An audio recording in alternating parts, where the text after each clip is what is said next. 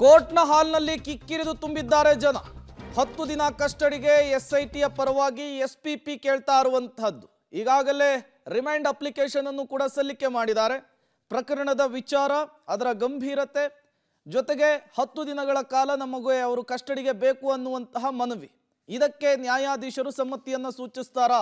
ಕೆಲವೇ ಕ್ಷಣಗಳಲ್ಲಿ ಗೊತ್ತಾಗುತ್ತೆ.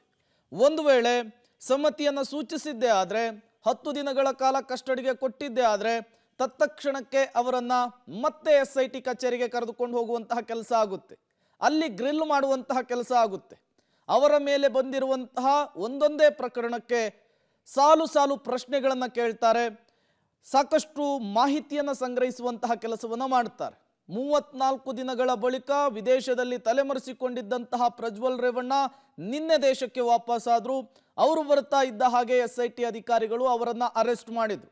ನಿನ್ನೆ ತಡರಾತ್ರಿ ಸಿಐಡಿ ಕಚೇರಿಯಲ್ಲಿಯೇ ರಾತ್ರಿಯನ್ನು ಕಳೆದಂತಹ ಪ್ರಜ್ವಲ್ ರೇವಣ್ಣ ಅವರನ್ನು ಮಧ್ಯಾಹ್ನದ ಅಷ್ಟೊತ್ತಿಗೆ ಬೌರಿಂಗ್ ಆಸ್ಪತ್ರೆಗೆ ಶಿಫ್ಟ್ ಮಾಡಲಾಯಿತು ಮೆಡಿಕಲ್ ಟೆಸ್ಟ್ ಮುಗಿತಾ ಇದ್ದ ಹಾಗೆ ಈಗ ಓಪನ್ ಕೋರ್ಟ್ಗೆ ಪ್ರೆಸೆಂಟ್ ಮಾಡಲಾಗಿದೆ. ನ್ಯಾಯಾಧೀಶರ ಎದುರು ಕೈಕಟ್ಟಿ ನಿಂತಿದ್ದಾರೆ ಪ್ರಜ್ವಲ್ ರೇವಣ್ಣ ಅವರು.